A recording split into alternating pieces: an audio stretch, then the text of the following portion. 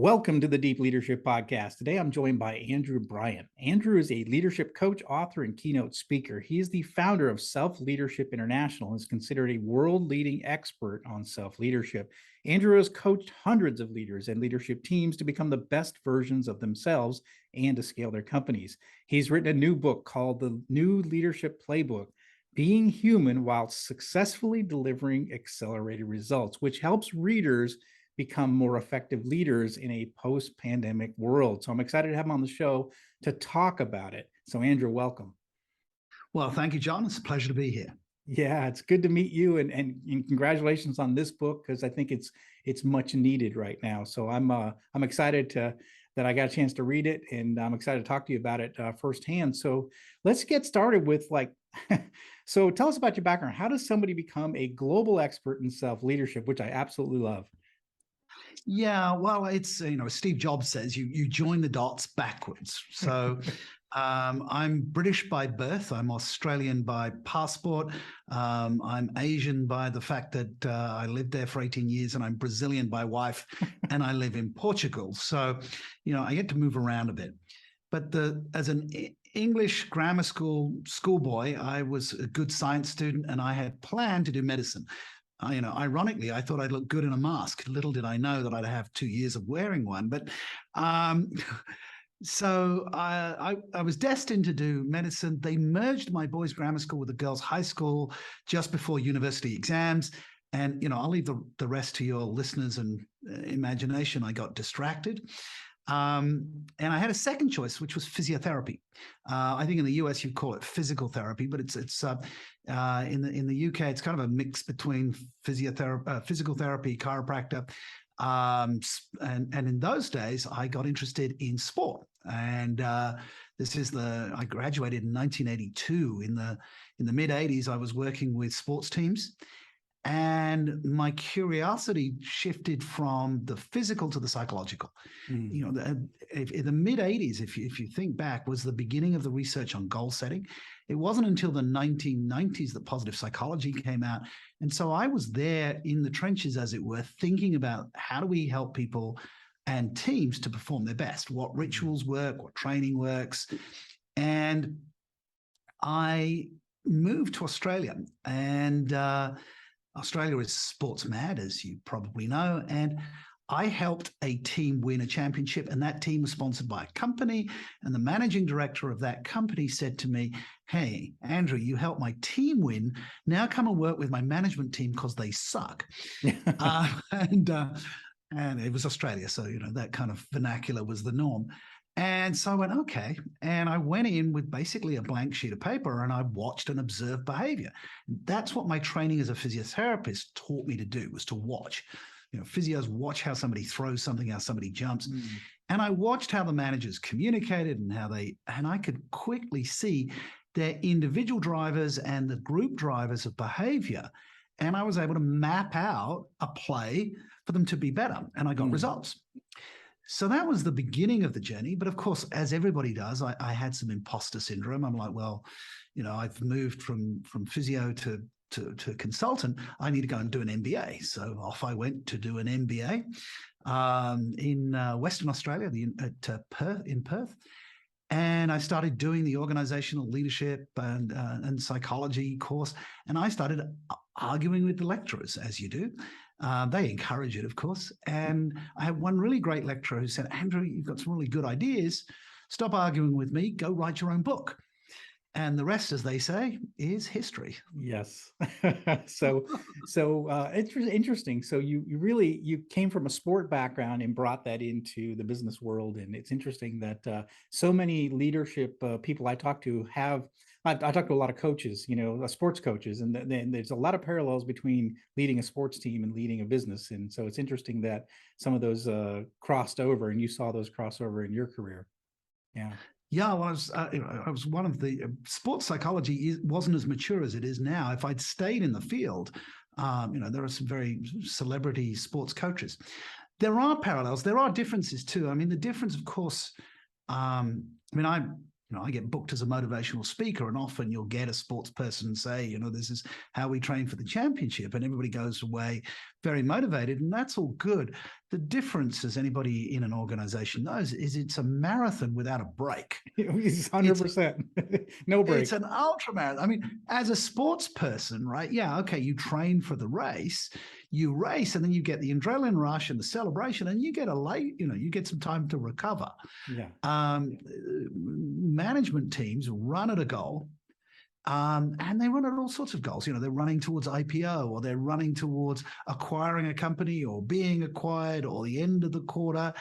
And, the end of the quarter, we hit our numbers. Yay. Bottle of champagne. And then the next day, the new quarter starts all over again. Yeah. And they got to do the whole thing again. And then somebody moved the goalpost. So I think there is a difference. There are similarities. The difference is you don't get the break. Yeah, you never get the break. Yeah, absolutely. So let's talk a little bit about self-leadership. I know I have a definition in my mind what I think it is, but tell us how you view self-leadership, and how does it bring leaders and teams together, and how do you teach it such that it does bring them together?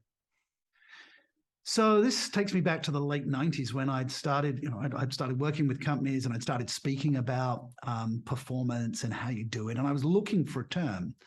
And as a coach, you always work on the inside out. There's a great book called The Inner Game of Tennis, which shows there's a mindset, and then there's the physical behavior. So I'd always talked about the inside out. That had been a strong metaphor for me. And around about 1998, 1999, I was talking to a friend and saying what I was doing, and he said, "Oh, you mean self-leadership?" I said, "That's it."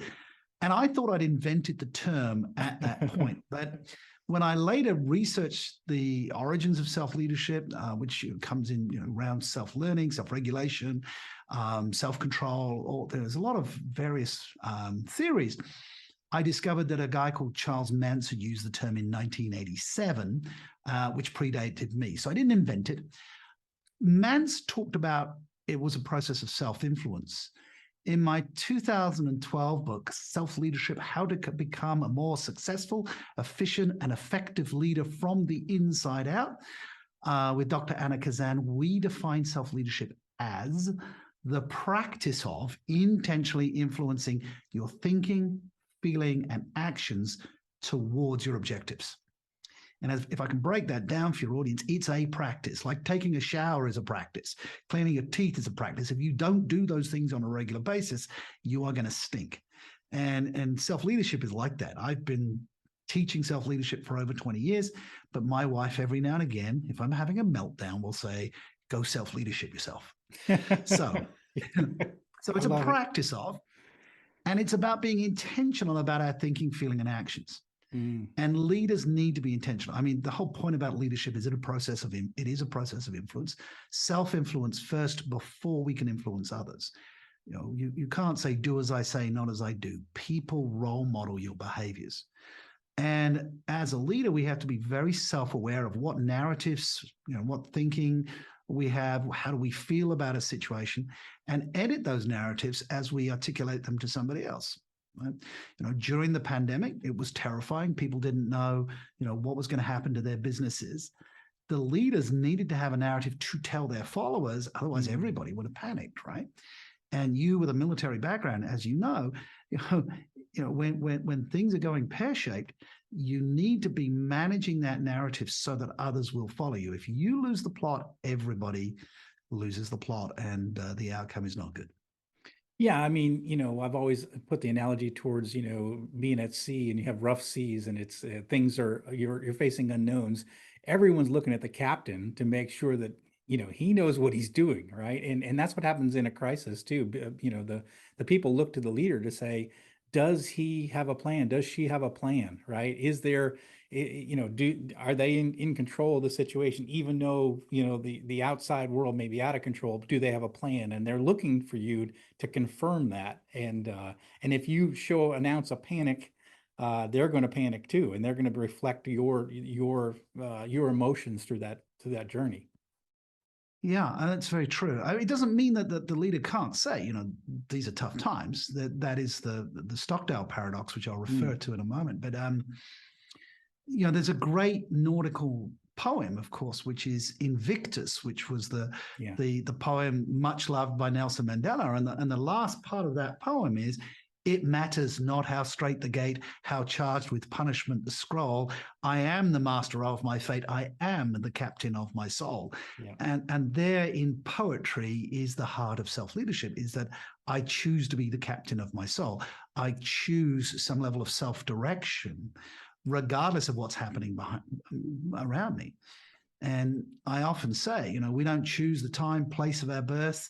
Within a few moments of coming into this world, we're given a name, a nationality, an ethnicity, and possibly a religion and a football team to follow. So, we've been framed, we've been programmed from the get-go, as you would say in the US. And it takes quite a lot of energy to go, you know what, this is the course I want to choose. Yeah. All right. Not just because it's a peer group. You say, this is, love my parents, love my upbringing, but this is what I want to do. And that's it. The Stockdale paradox, you probably know it because it comes from Admiral Stockdale, who was interviewed by Jim Collins for his book, Good to Great. One of my favorite books. We talk about it all the time on this show. So yeah, you're up my alley. Well, Admiral Stockdale was had done a philosophy class on Stoicism before he became a prisoner of war during the American-Vietnam conflict. And notice I say American-Vietnam conflict, not Vietnam War, because I lived in Asia and the Vietnamese call it the American War. So it's all a matter of perspective, isn't it? It is. But Stockdale was, as you know, was a prisoner, and the Stockdale paradox is the ability to face the worst possible reality whilst not losing hope that we will prevail. Yeah. And that really is a practice of self-leadership right there. Absolutely. And if you're an entrepreneur, you live by that principle. I started my company 6 years ago, and I've had to live by that principle for a good part of that. So absolutely. Yep. Very good. Yep.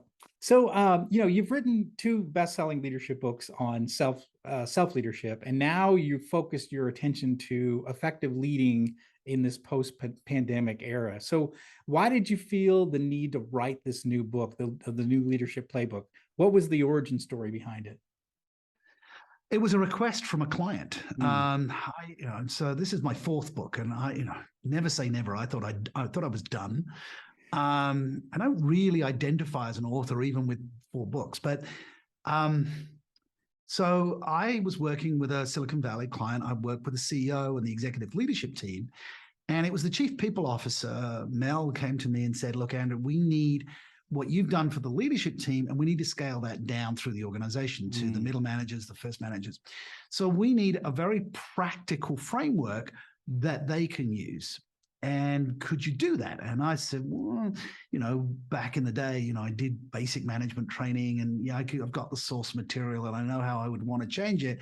But, what's your budget? And she had a number and it was okay, but it was like, yeah, it's a lot of work for that.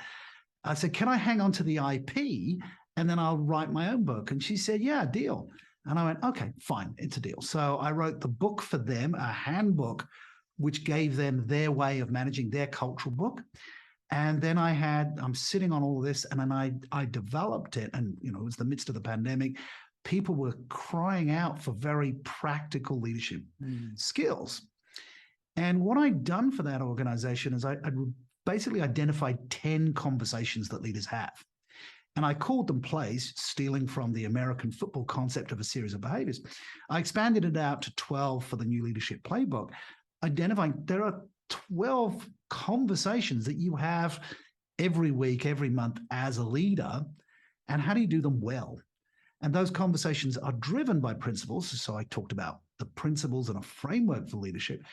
But what I think makes this book different, and I know I'm selling the book, but most books are, at 36,000 feet looking down at leadership.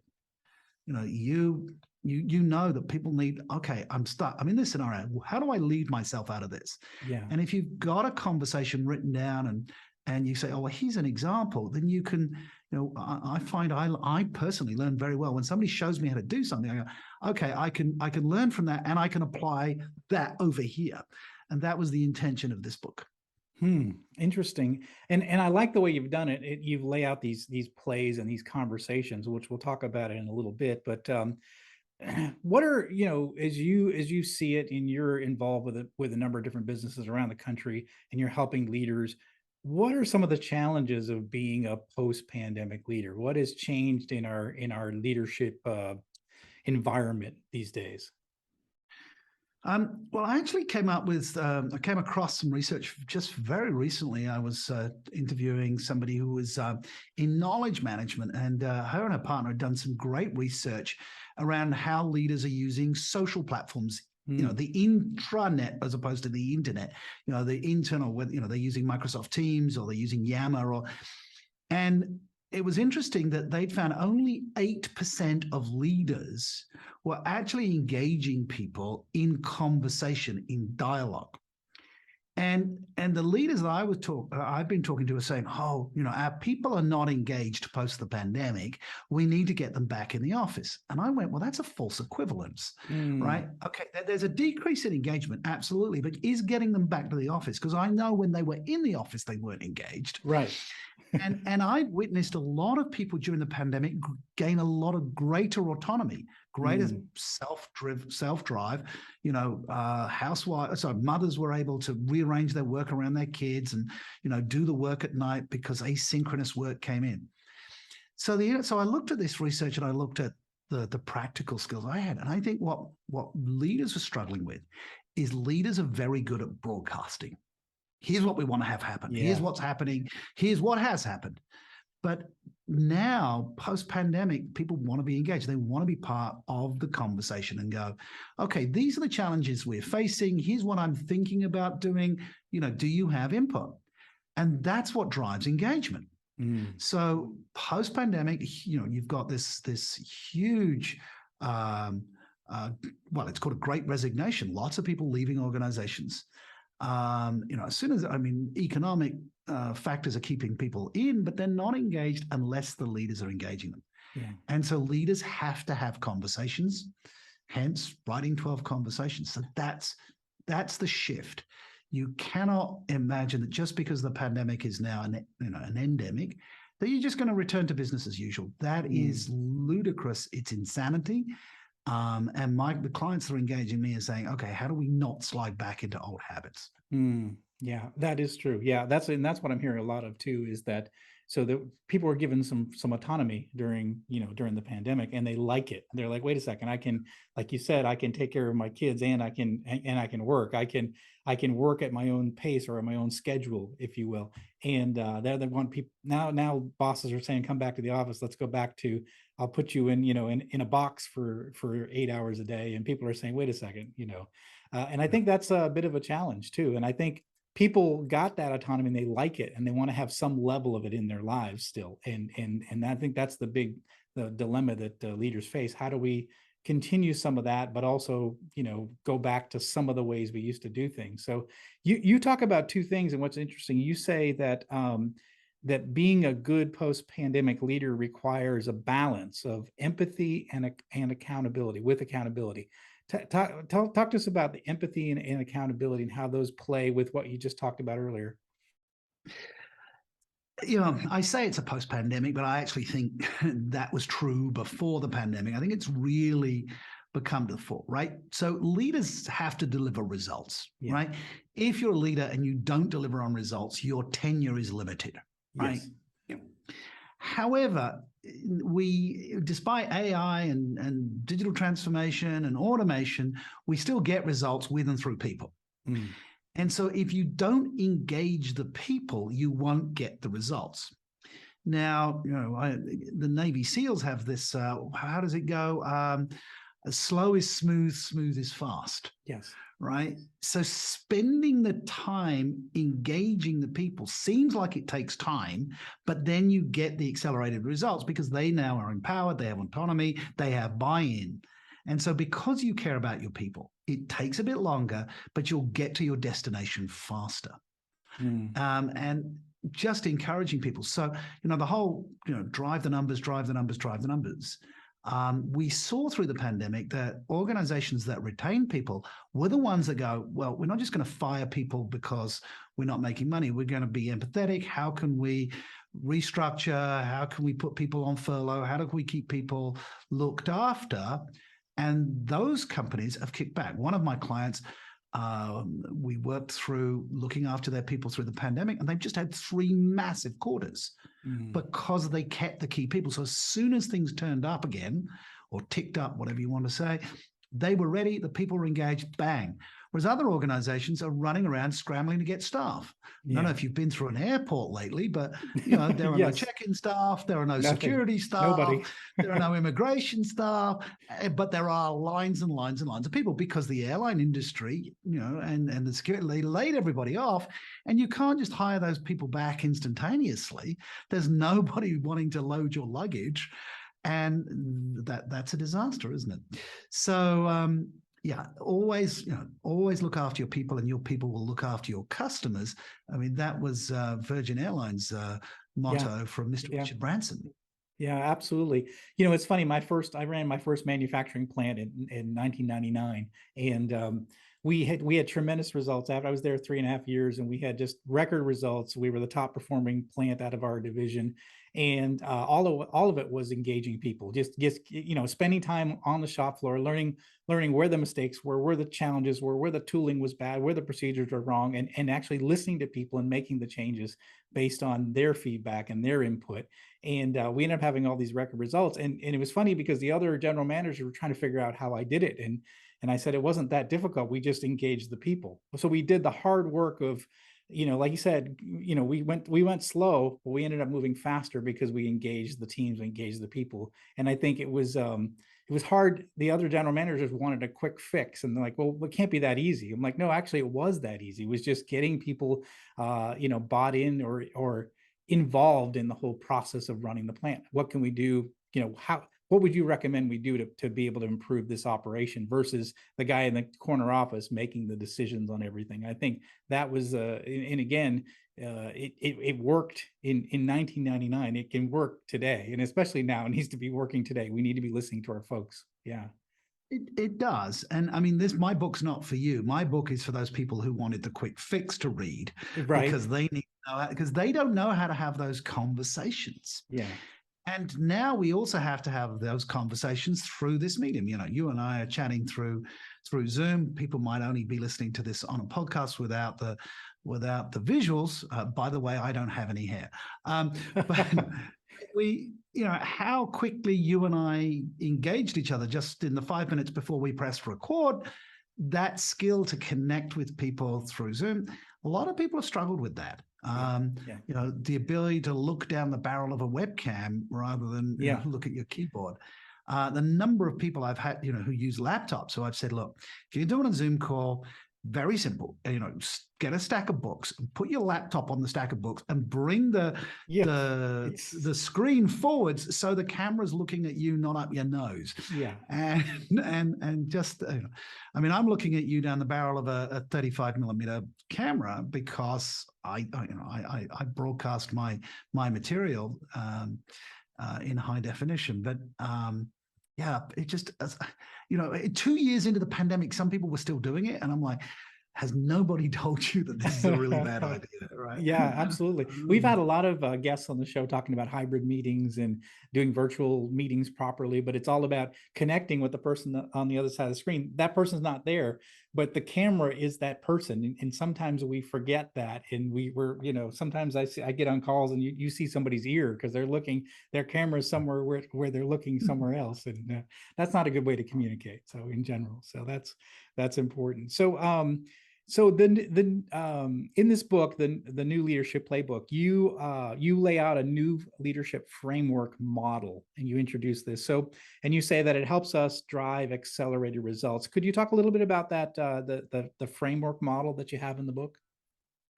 Yes. So it is clear expectations, times mindset and motivation, times right behaviors equals accelerated results. And as I said, this book was commissioned by a client, and I went back to some of the management trainings I'd done years ago, and I used to, when I ran a class, and whether it was for a company or an MBA class that I taught as an external faculty, I would tell managers, you need to go get yourself a mirror. right? Mm. Well, I used to build the story out. There's a piece of equipment you need to buy, and everybody get their notebook out. And I go, yeah, it's a mirror. Because if you're not getting results, the first place you look is in the mirror. Yes. Because we fail abysmally because we fail to set clear expectations. We have a mental picture in our mind of what we want, and we assume telepathically the other person is going to understand exactly what we want. And when they deliver what they thought we wanted and it's not what we wanted, we're all upset, and yet we're at fault. And so that feedback loop of, hey, these are my expectations. Let me understand what you understand by that. That's not condescending. That's, let's make sure we're both on the same page. Oh yeah, right? yeah. You've got to, communication comes from the Latin communio, which means to share, and it means shared meaning and understanding. And back to that point I made earlier, leaders broadcast, they don't communicate. They haven't created the feedback loop. Well, it's interesting you say that, because in my second book, All in the Same Boat, I talk about something we use in the Navy called verbatim repeat back. And so you would give an order, like to the helmsman, and he would repeat that command back to you. And it was a process of, I gave a command and you repeat back the command. So I understood so I knew that you understood what the command was before we executed it. And so it was like a chance to double check the order. And so I actually made that equivalent to, like, as business leaders, we need to make sure our people truly understand what the objective is before they embark on it. Because the worst thing you can do is send somebody off on a project, and they come back and the results are nothing like what you expected, because there wasn't clear understanding right in the get-go. So it's exactly what you're talking about. We are, but there's in a command is fairly binary, turn left, turn right, port, starboard, right? We also have to ask, what does that mean to you? Because humans have this incredible ability to translate something, right? Based into their own context. It's not just what did I say, because sometimes people can repeat verbatim exactly what you said, but it meant something completely different in their mind. them, Yes, right? Yes, yeah. So there is this, you've got one of your books behind you with the submarine, and of course, submarine has sonar, and it's sending out the ping and receiving the pong, and it's a constant iteration. Yeah, and we really have to change our mind in leadership. Is you don't broadcast once; it's constant iteration. What did you understand? Observing the behavior, making the adjustments.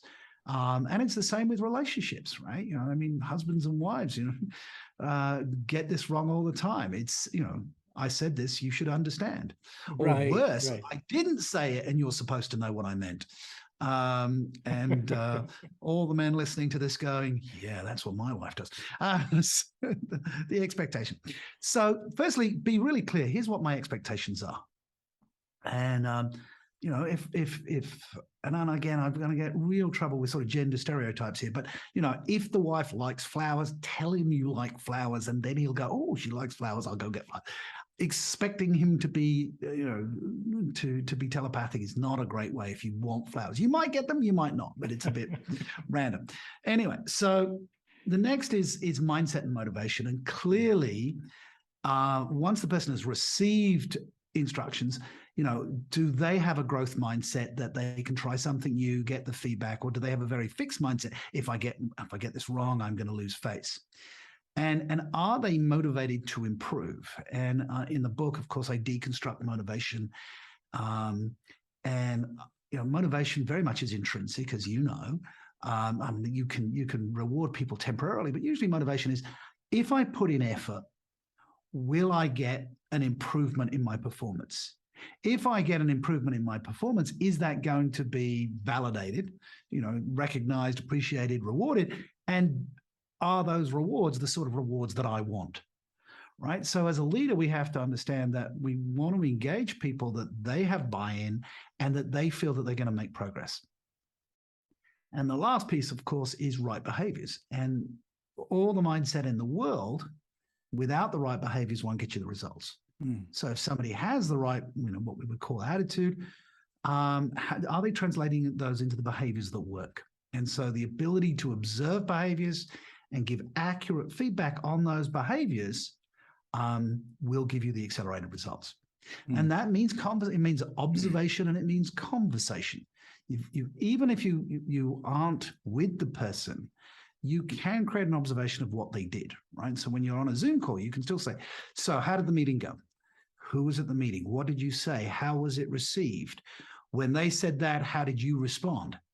And very quickly listening, you can see, well, I got upset that they said this. Okay, so getting upset, did that serve your purpose? No, they left the meeting. Did we get the sale? No. Okay, so let's have a look at those behaviors. Did they work? No. What was your mindset? Well, I was irritated, right? Okay, so what was my expectation I shared with you? Be nice to the customer. Okay, so we have a problem somewhere in that framework, right? So I've been doing this for 25 years. Every management leadership problem I have ever come across, if I go, was there an expectation? Was there mindset and motivation? Were there right behaviors? If there was a failure, one of those or two or three of those was missing. That makes sense. And it's been just a fabulous diagnostic tool. So is it new? No. Is it new in terms of getting it in a book and showing it how people can use it in an everyday conversation and diagnostic? I hope so. I hope this adds value to people. Yeah, absolutely. And just real quick, I wanted to just mention or ask you about, you've got these 12 plays that are in the book. Give us, you don't have to go through them all, but give us an overall view of what these are. Like you said, they're conversations to be had, right? So tell us just in general what they are and what leaders can use them for, and how do they make things better? Sure. Look, well, the most powerful one I've almost articulated already, and that is the ability to give feedback in real time. Yeah. And, feedback is the breakfast of champions, but sometimes it tastes like cardboard when we get feedback because we like to hear the good feedback. We don't like to hear the negative feedback. Right. And there's a lot of cultural nuance and power differential issues around giving feedback. The ability to create a psychological safe environment to say, here's what happened. Here are the facts. Do we agree that this is what happened? Yes. Do you know what the impact of what you just did is? And this allowing people to see the connection between what they did and the impact of that is very powerful. What was your intention? Which is sort of another I. And they go, well, I wanted to do this. So this is what happened. This is the impact. That wasn't your intention. Therefore, what are you going to do next in the future? And then that'll lead you into coaching. Start, stop, continue. So to feedback, if you've set the objectives clearly, feedback allows you then to move into a coaching conversation about how to improve. Yeah. So, if there was only one play in the book, it would be how to give and receive feedback. And that immediately makes a difference to anybody who reads that. I've got hundreds of testimonials of people say, I just did this and suddenly my management was better. I know when you wrote to me, you liked the Crucial Conversations one. Yeah. And so since you read that and since you wrote to me and said you liked that, I thought I'd better talk about that. Sure. What if feedback doesn't work? Because, you and I will get this all the time. I've set the expectations, I gave the feedback, and they still not working, right? So what did Jim Collins say? Get the right people on the bus, get the wrong people off the bus, and get everybody in the right seat, right? Well, it's a little bit like that. But before you just throw everybody off the bus, you want to have a conversation which is a level above feedback. Yeah. And I use the metaphor or the analogy of putting the fish on the table. If the fish is under the table, it'll rot and stink. If we can put the fish on the table, we can cook that fish, we can eat it together. It's a level of transparency and candor. And in coaching managers and leaders over the years, the ability to say, hey, look, this is happening. I'm frustrated. I'm not seeing the improvement. You said you were going to improve. Something's going on here, and I'm at a loss to understand what it is. Can you tell me? And the ability to have that, to be a manager, be vulnerable and say, I've got a narrative about that. It's triggering my emotions. I'm fundamentally giving you one last chance to say, tell me what's going on. And sometimes those conversations, we find that there's something we as a manager leader were completely unaware of. There was a process, a procedure, there was something, we had an assumption, we had a narrative about how that person was. And suddenly the lights come on and we go, oh my God, I read this situation wrong. And that can be resolved. Or we find this person really is in the wrong place on the wrong bus, and really it becomes crystal clear that it would be better for all concerned if an exit was created. Yeah. But have the conversation. I love that. I love that. It's so important that you have that conversation, because you're right. There sometimes you do uncover this family crisis or something you didn't know, or that was like that employee's behavior was different than what you would normally expect. And so and then you might find that reason before you take drastic actions. I think that's really important. And I think the other side of it too is, sometimes there's puzzle pieces that just don't fit in our puzzle. And they might fit in someone else's puzzle perfectly, but for what we need right now, it just doesn't fit in our puzzle. And so you do have to make those decisions with certain people, that it's just, maybe it's best that we don't work together anymore. And I think the quicker you come to those conclusions, the better off you'll be than to have somebody that's a poor performer or has behavioral issues or is a toxic person in the organization. If you don't take action on that as a leader, everyone says, well, that must be acceptable behavior if that is allowed to continue. So I think it's important to make sure to find those people and work that out. Absolutely. And have that conversation earlier rather than later. And so writing it down as a conversation, giving it a framework, has empowered the people who've read the book, and I've coached to have that, and it's been beneficial regardless of outcome. It's beneficial that they had the conversation. So those are 2 of the 12 plays, and obviously people are going to, if they want the other 10, people are going to need to buy the book. I am sorry. And I do. So it's a great plug. So I do encourage leaders, you're listening in, and take a look at this book. It's called The New Leadership Playbook: Being Human While Successfully Delivering Accelerated Results. And we really just kind of, scratch the surface of some of the things that are in this book. I think it's really good. It's really well laid out. It's easy to read. And I think it can really help you be a more effective leader, especially in a time when, we have to bring a lot more empathy to work these days. And this is a great way to do it, to have those conversations. And I really appreciate, Andrew, you coming on the show. Where can people go to find this book, learn about your company, or anything else? Well, the domain selfleadership.com is where you'll pretty much find everything. You'll find my self-leadership work, and there's a link to the book. I did put a website, thenewleadershipplaybook.com, if you just want to have a look at that. I'm easy to find on LinkedIn under Andrew Bryant. And yeah, all online bookstores are covering it. So get your Kindle or your paperback. I've yet to record the audio. It's on my to-do list. And that takes a lot of time too.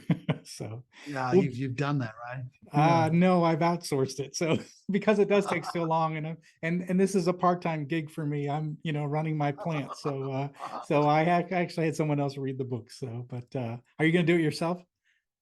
Yeah, well, because I am a speaker, people want to hear my voice, right? Yeah. So, well, plus you got the cool accent too, so you got to have your voice in there. Well, anyways, thank you, Andrew, for coming on the show and sharing all this information. I think the aspect of self-leadership, I think people who are listening, and I think you should dive deeper in that. Look at your other books that you've written, and in this new book as well. So I really encourage leaders to take a look at that. And if you want to be more effective, you've got to master some of these techniques that Andrew lays out in these books. So, Andrew, thank you for coming on the show, and thank you for sharing all this information. It's been my pleasure, John. Great. Thank you very much. Thank you again. Well, that's it for today. Thank you for listening to Deep Leadership. If you like this podcast, please subscribe and share so we can continue to build a world with better bosses. Until next time, this is John Rennie saying, take care and lead well.